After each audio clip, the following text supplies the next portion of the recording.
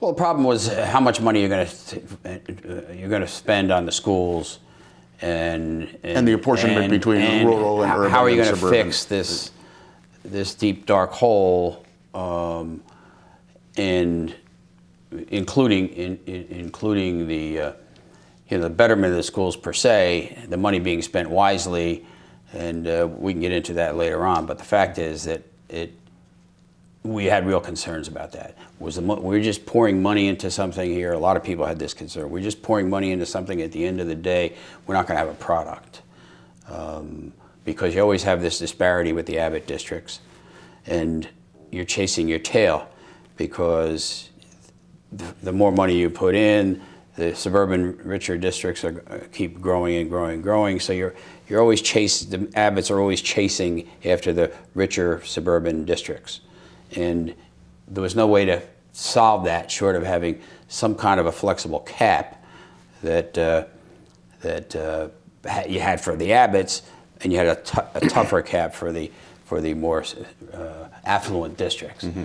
And that's the $64 question when you look at the Supreme Court decision, how it plays out in practice, because the real world is the Abbotts will never catch the suburban districts, short of having some kind of caps that will help produce the result. My recollection is that the legislature and the Senate in particular did prevail upon the Florio administration to make some adjustments in the formula. Later, QA2. Uh-huh.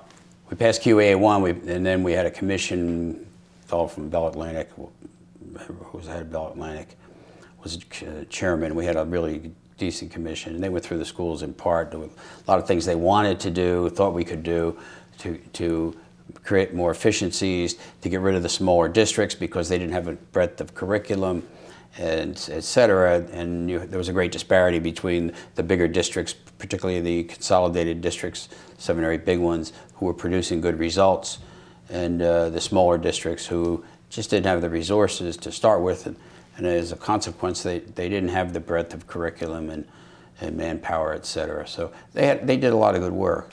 But in reality, where they came up with was, in order to meet the Supreme Court decision and create some effectiveness, you had to have a flexible cap. So one for the Abbotts and one for the suburban districts, and had to be a real cap, not an illusory cap that we've had so many of.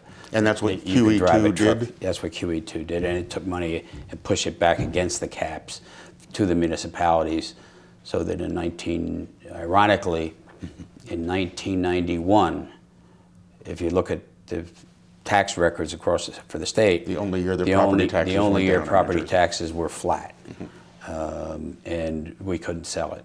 But that happened because we really pushed about $900 million against the cap. Mm-hmm. Without the cap, it doesn't happen. And as you know, subsequent to the passage of the income tax in QEA1, the NJEA contracts across the state were averaging 30% for 3 years. Not that teachers weren't underpaid, they were. But the NJEA represents everybody.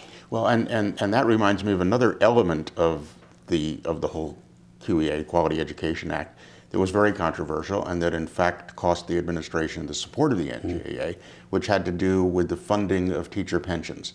Yes. That cost was now to be borne by the local district rather than by the state, and that the teachers rebelled against this and withheld their support from the union, the NJEA. There's right? a difference. Yeah, okay.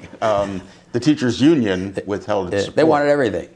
They wanted all the money, and they wanted everything their way. That's understandable. They're a union, but that wasn't necessarily the best policy for the taxpayers of the state of New Jersey and how we move forward. But I think the more critical issue is how do you solve the Abbott versus Burke formula problem. Do you think that